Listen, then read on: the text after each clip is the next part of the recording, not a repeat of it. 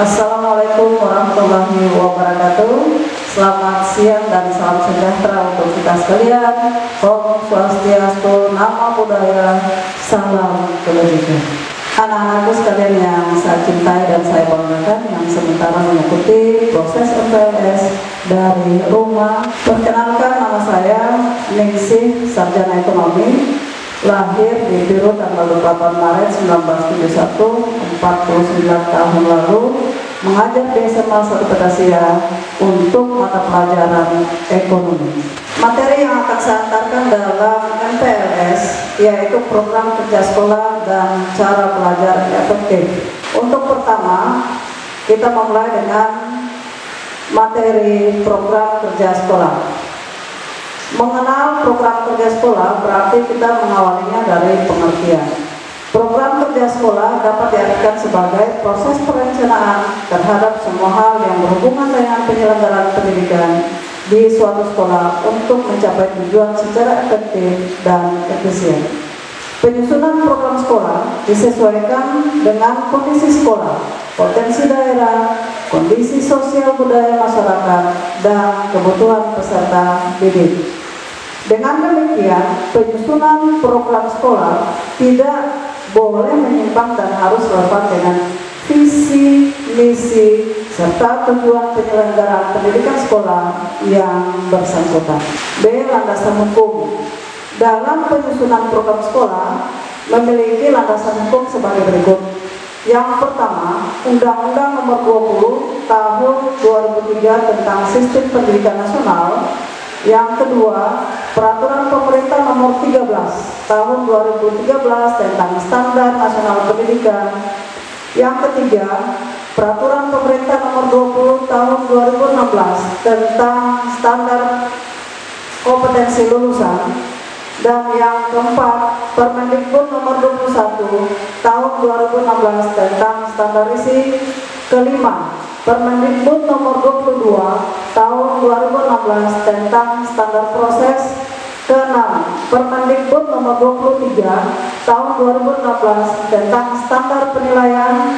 Ketujuh, Permendikbud Nomor 75 Tahun 2016 tentang Komite Sekolah.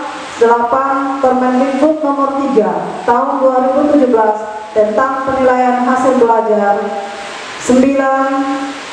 SKB 4 Menteri Nomor 516 Tahun 2020 tentang pembelajaran masa pandemi COVID-19.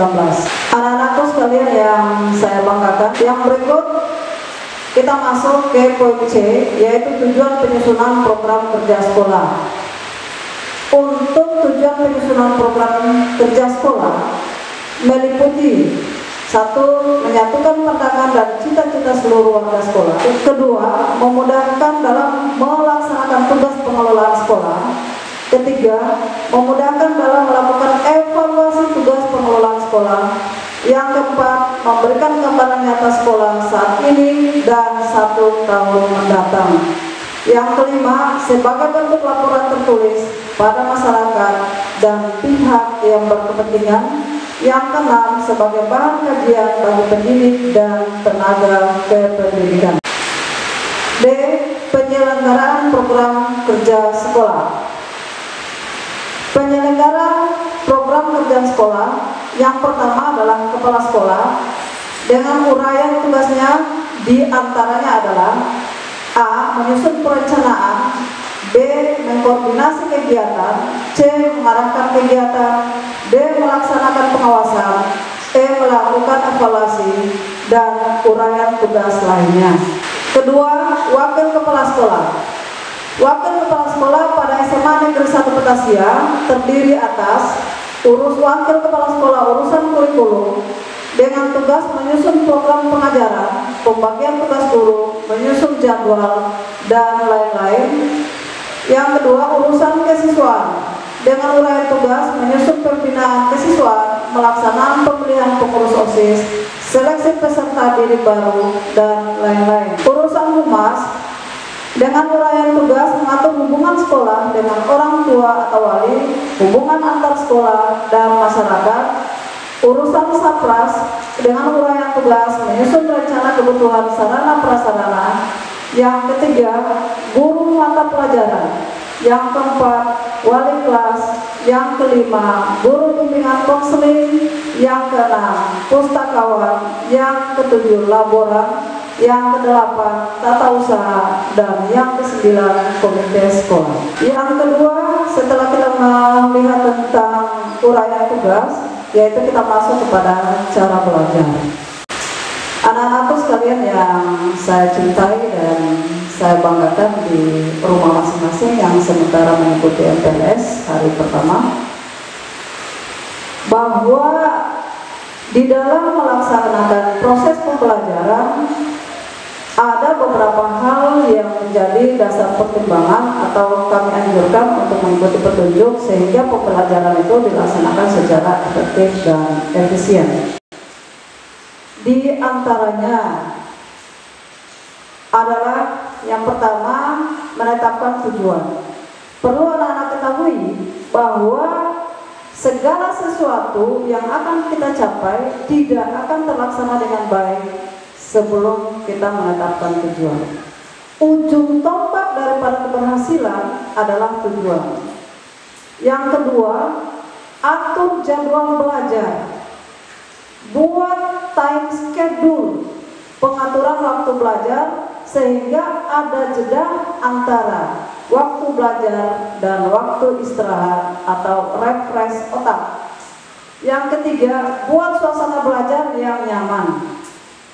Anak-anakku sekalian, belajar bukan berarti kita harus duduk dalam suatu ruangan bertatap muka dengan guru mata pelajaran, tapi belajar bisa dilaksanakan di mana saja yang menurut kita suasana itu bisa membawa kita kepada rasa nyaman untuk melakukan proses pembelajaran.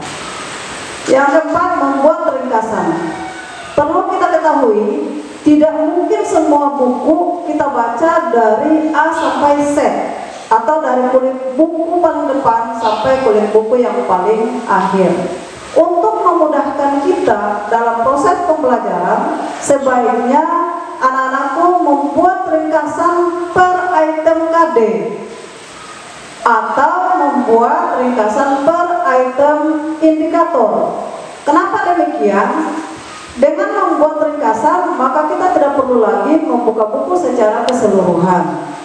Yang kelima, buat akronim yang mudah diingat. Kenapa dianjurkan membuat akronim yang mudah diingat?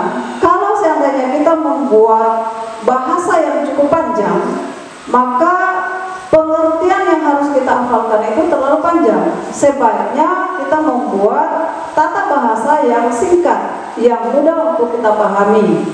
Yang keenam, pahami bukan menghafal. Dalam artian bahwa proses pembelajaran kalau dia hanya merupakan hafalan, pada satu saat kita akan mengalami lupa. Tetapi kalau kita pahami, maka kita bisa melaksanakan secara utuh.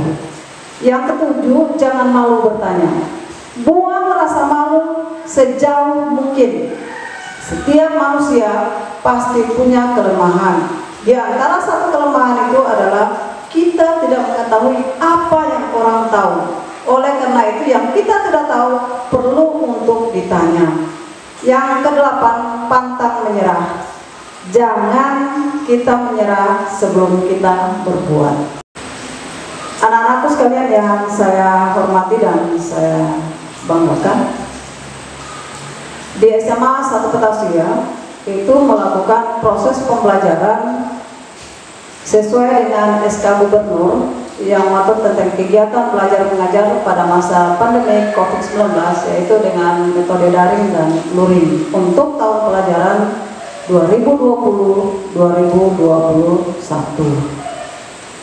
Metode daring dilakukan dengan menggunakan aplikasi Rumah Belajar dan Prepare, di mana guru membuat modul dan bahan evaluasi secara online dan dapat dikerjakan oleh peserta didik dengan jangka waktu yang telah ditentukan dari rumah. Sementara metode luring diperuntukkan bagi siswa yang tidak memiliki alat komunikasi serta jaringan yang memadai. Metode luring yang dimaksud adalah setiap materi yang disediakan oleh guru mata pelajaran disampaikan oleh tim kurikulum langsung kepada peserta didik di rumah dalam bentuk modul dan bahan evaluasi. Demikian materi yang saya bisa sajikan, yaitu mengenai program kerja sekolah dan cara belajar.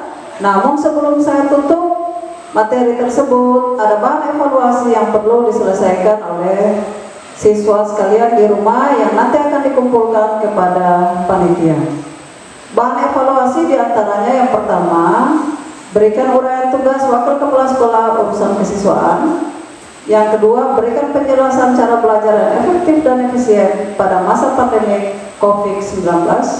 Yang ketiga, berikan gambaran singkat menurut materi yang telah dijelaskan metode pembelajaran apa saja yang digunakan di SMA Negeri 1 Petasia tahun pelajaran 2020-2021. Demikian materi secara keseluruhan dapat saya sampaikan. Apabila ada kurangnya, saya mohon maaf, dan apabila ada lebihnya, mudah-mudahan menjadi bahan pertimbangan dan pemanfaatannya untuk kita sekalian. Wassalamualaikum warahmatullahi wabarakatuh. Selamat siang, salam sejahtera untuk kita sekalian. Om Santi Santi Santi Om. Namo Buddhaya. Salam.